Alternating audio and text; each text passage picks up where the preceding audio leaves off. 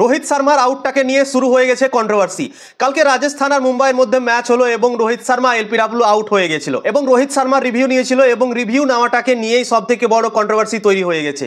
কালকে মুম্বাই আর রাজস্থানের মধ্যে ম্যাচ হলো এবং মুম্বাই ইন্ডিয়ান্স রাজস্থান রয়্যালসকে 100 রানে হারিয়ে দিল এবং লাগাতার 6টা ম্যাচ জিতে গেল এবং পয়েন্টস টেবলে তারা 1 নম্বরে চলে গেল এবং মুম্বাই ইন্ডিয়ান্স কালকে অসাধারণ ক্রিকেট খেললো।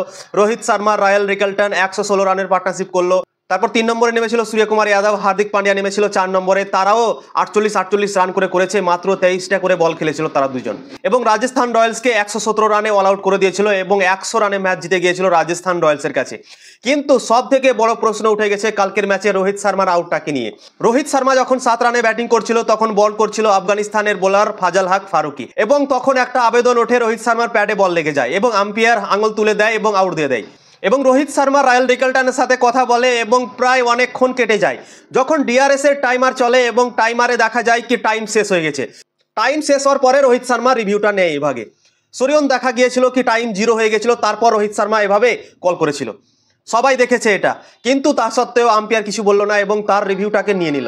এটাই সব থেকে বড় কন্ট্রোভার্সি হয়ে গেছে, কেননা টাইম 0 হয়ে গেলে সে আর রিভিউ নিতে পাবে না, যেই হোক না কেন, রোহিত শর্মা হোক বা বিরাট কোহলি হোক বা যত বড়ই প্লেয়ার হোক না কেন। কিন্তু কালকে এটা হয়েছে, টাইমারে 0 হয়ে গেছিল, তার সত্ত্বেও রোহিত শর্মার রিভিউটাকে অ্যাকসেপ্ট করে নিল এবং পরে দেখা গেল কি রোহিত শর্মার রিভিউ নিয়ে বেঁচে গেল, নট আউট হয়ে গেল এবং সব থেকে বড় কন্ট্রোভার্সি হয়ে গেছে সেই আউটটাকে নিয়ে। রোহিত শর্মা আউট হয়নি ঠিক আছে, কিন্তু রিভিউর যে টাইম ছিল সেই টাইমটা 0 হয়ে গেছিল, তা সত্ত্বেও আম্পায়ার কেন যে রিভিউটা নিয়ে নিল রোহিত শর্মার, এটাই সব থেকে বড় কন্ট্রোভার্সি তৈরি হয়েছে কালকের ম্যাচে।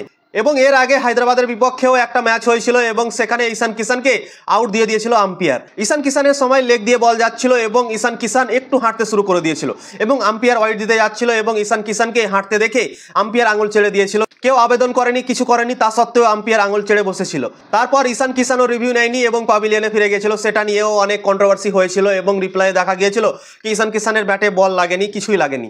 সব থেকে বড় প্রশ্ন উঠতে শুরু করেছে আম্পায়ারের উপরে। মুম্বাই ইন্ডিয়ান্সের ম্যাচ থাকছে তখনই কেন আম্পায়ার এরকম করছে? প্রথমে ঈশান কিষান আউট না থাকা সত্ত্বেও তাকে আউট দিল। কালকের ম্যাচে রোহিত শর্মার রিভিউ নিতে অনেক দেরি করে দিল, 0 হয়ে গেছিল টাইমারে, তা সত্ত্বেও রোহিত শর্মার রিভিউটাকে অ্যাকসেপ্ট করে নিল। তো এটা নিয়ে অনেক কন্ট্রোভার্সি তৈরি হয়ে গেছে, সোশ্যাল মিডিয়াতে সবাই অনেক কথা বলাবলি করছে। তোমরা তো বুঝতে পারছো কি কথা বলাবলি করছে, আমি তো এখানে বলতে পারবো না এটা, কিন্তু তোমরাকে বুঝে নিতে হবে।